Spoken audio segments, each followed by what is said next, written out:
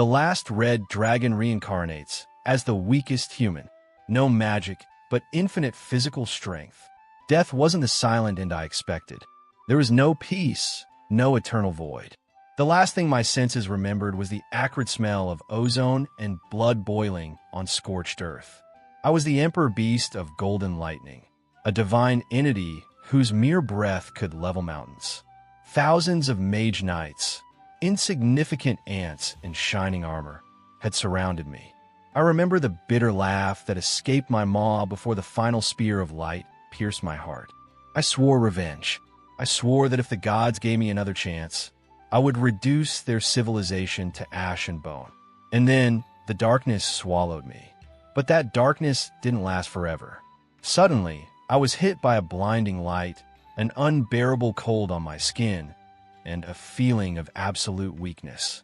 I tried to roar, to summon the thunder and annihilate my enemies, but only a high-pitched, pathetic cry came from my throat. What kind of divine joke was this? Why does the King of Beasts feel so fragile? Stick around, because you're about to witness how the most dangerous entity in history just woke up in the body of the most useless being in the world, a magicless human baby. The first time I opened my eyes in this new life, the world was blurry and giant. I tried to stand up, but my limbs wouldn't respond. There were masses of soft, pink flesh, no claws, no scales, no power. A woman with a kind face and tired eyes held me against her chest. Her warmth was revolting to a solitary beast like me. Yet my body instinctively sought that heat. She called me Kaelen Vance. That was my new name, my new prison. Looking at my reflection in a bronze mirror days later, I understood the magnitude of my curse. It wasn't just that I was human. I had golden eyes with vertical, slit pupils. In this world, those eyes weren't a symbol of royalty, but the mark of the god-eaters, omens of calamity. My early years were a psychological hell, but not for the reasons you'd think. My parents, Garrett, a retired ex-mercenary with a permanent limp, and Alara, a soft-spoken healer, subjected me to the cruelest form of torture, unconditional love. Every time I tried to focus my killing intent to plot my world conquest, they interpreted it as a cute gesture. One day, fed up with being treated like a pet, I tried to use my supreme technique, the roar of judgment, to incinerate the cradle and prove my power. I gathered all the air in my lungs, channeled my millennia-old fury, and unleashed the attack. The result was a spit bubble that popped in my father's face, followed by incoherent babbling. Garrett burst out laughing, wiping away the drool, and said I had the lungs of a warrior. The humiliation burned worse than any blade. Time passed slowly and painfully. At 5 years old, the day arrived that would define my destiny in this society of insects, the awakening ritual. In the village's central square, under the midday sun, children lined up to touch the orb of truth. If the orb glowed, you had magic. If it didn't, you were trash. I watched as other children, weak and pathetic, made the orb glow with blue, green, and red lights. Their parents cheered. Then it was my turn. I walked toward the dais, ignoring the whispers of the villagers who pointed at my golden eyes and made signs to ward off evil. The examining mage, an old man in robes that smelled of cheap incense and arrogance, looked down at me with disdain. I placed my hands on the cold crystal. Come on, I thought, closing my eyes. Feel the power of the Emperor. Feel the abyss. I expected the orb to shatter into 1,000 pieces for the sky to turn black. But nothing happened. The crystal remained inert, gray, and dead. The silence in the square was absolute. No reaction. The mage declared in a flat voice, as if he were tossing out rotten fruit. Zero affinity with ether. You're a waste, boy. Get your filthy hands off my artifact. I opened my eyes. My mother, Alara, covered her mouth to stifle a sob. My father looked down, clenching his fists. A waste? Me? The fury I felt in that moment surpassed any human logic. It was true, I had no magic. My body didn't house the soft, delicate ether of humans. My veins were filled with Tyrannic Aura, a raw, dense force that stupid crystal couldn't even measure. But they didn't know that. To them, I was less than nothing. The mage motioned to push me aside, brushing my shoulder. That was a mistake. My beastly instinct took over. Before anyone could react, I lunged. Not like a child, but like a predator. My small fingers locked around the mage's long white beard, and I yanked with the full weight of my rage. The old man shrieked as I tore out a handful of hair, roaring in a voice that, for a split second, sounded far too deep for a 5-year-old. I am the king. Kneel before your death. My father had to drag me out of there by force, hauling me under his arm while I kicked and cursed his entire bloodline. From that day on, my life changed. I wasn't just the kid with the cursed eyes anymore. I was the talentless failure. Villagers would spit as I walked by. Other kids threw stones at me, but I didn't care about any of that. All I cared about was getting my strength back. If I didn't have magic, I would push this human body until it broke. I convinced Garrett to teach me swordsmanship, but human techniques felt ridiculous to me, full of unnecessary flourishes. So, I started my own secret training. In our basement, I built a wooden dummy reinforced with basic magic I'd stolen from my mother's books. Every night, while everyone else slept, I went down into the dark. I stripped away my humanity. I didn't fight standing up like a knight. I moved on all fours, lowering my center of gravity, using my nails and teeth, mimicking the movements of my past life. My hands bled, my muscles tore, and healed back stronger. I discovered that even without magic, my killing instinct remained intact. I could feel vibrations in the air, smell fear, and predict movements before they even happened. Years passed, and I turned 12. Solitude was my only companion until I met Lena. She was different, a girl with monstrous, latent magical talent, yet too shy to actually use it.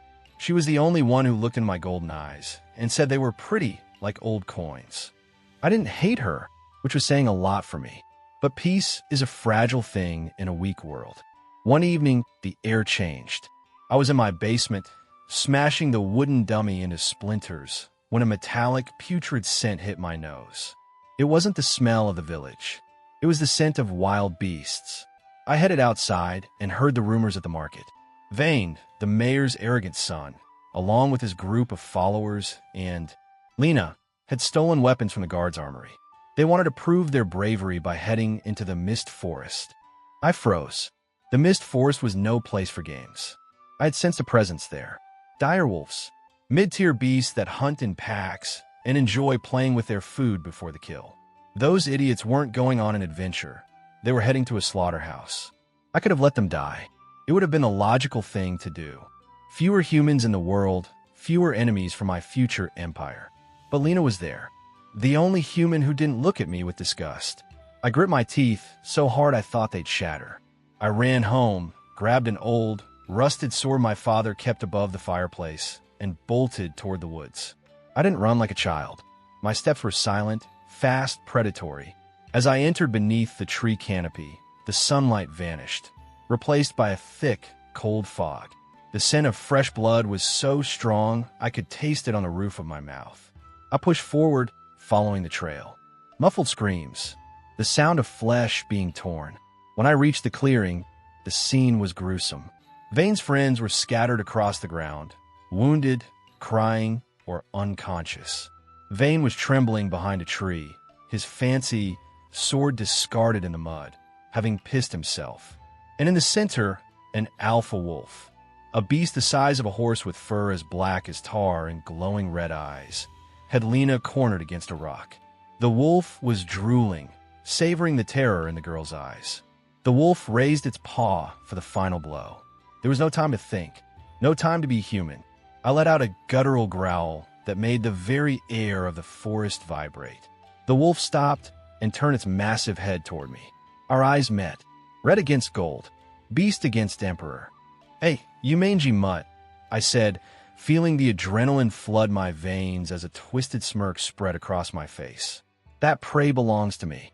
I lunged forward, but not with the sword in my hand. The blade was heavy, and my human arms were still weak. So, I did the unthinkable.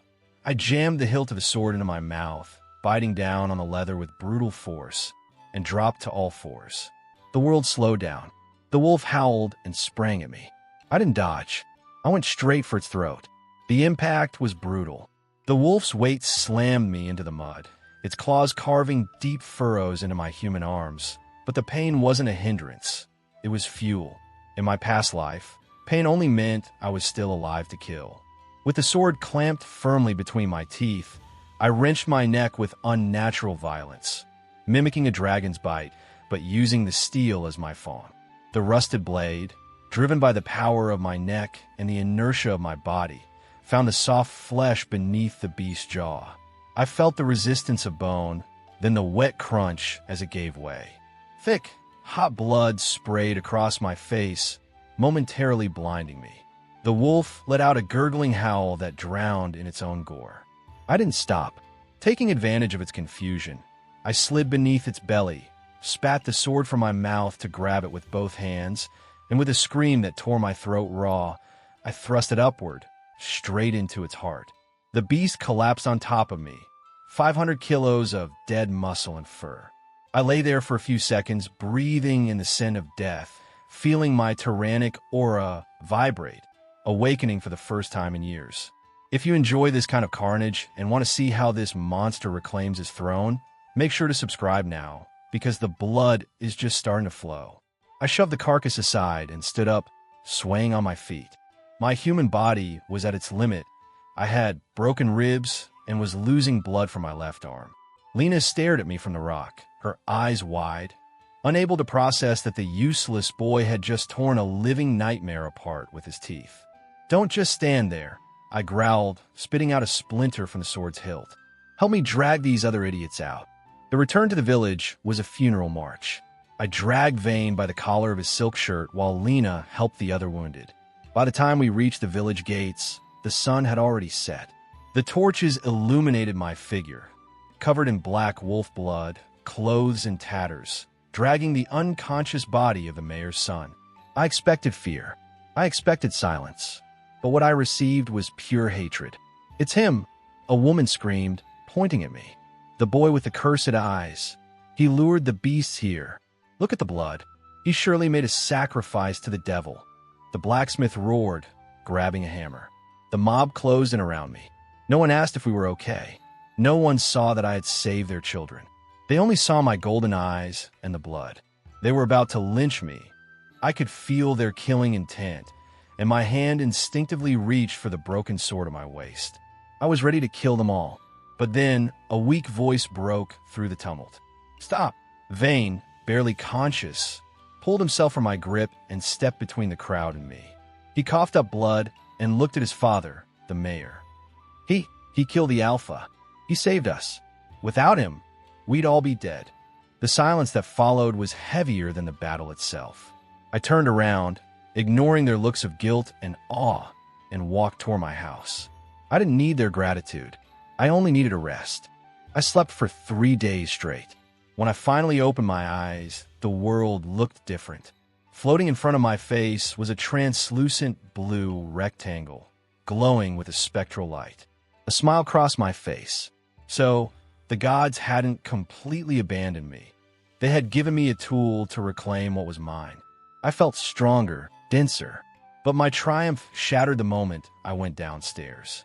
The house was in a deathly silence. It didn't smell like stew, as it always did. It smelled of sickness, of sweet rot. I found my mother, Ilera, crying silently by the armchair. And there he was, Garrett, the man who was once an S-rank mercenary, the giant father who laughed at my assassination attempts, was wasted away. His skin, once tanned and strong, was as pale as wax. And the worst part were the spots. Black spots, like spilled ink, were spreading from his neck toward his face, pulsing with a dark energy. My new eyes of truth gave me the information instantly, floating above his head. I froze. The void plague, an incurable magical disease caused by contact with high-level shadow beasts. Garrett had been hiding this, enduring the pain in silence so as not to worry us, using his own life force to slow the progression. But he couldn't hold out anymore. I knelt beside him. His large, calloused hand trembled as he reached out to touch my head. "Kaelen," he whispered, his voice broken. "I'm sorry. I wasn't strong enough. I felt something wet on my cheeks. Tears. Me, the Emperor Beast, crying for a human? I wiped my face in a fury. No, this wasn't sadness. It was rage.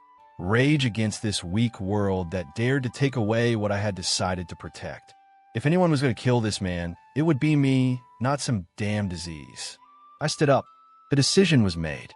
Mother, I said, my voice sounding so cold and authoritative that she looked up in surprise. Pack my things. Kaelen, where are you going? To the capital. I'm going to enter the Avian Academy. The Avian Academy. The place where elite knights were trained. The only place with access to the forbidden library of the White Tower and the king's resources. If there was a cure for the Void Plague, it was there. And if there wasn't, I would become strong enough to rip the souls out of the gods themselves and force them to heal him. I looked at my hands. They were no longer the hands of a useless child. They were the claws of a monster that had just awakened. Humanity had rejected me. It had humiliated me. Now I was going to enter their most sacred institution, dominate it from within, and save my father. Let them prepare. The wolf is no longer in the forest. The wolf is on his way to the city.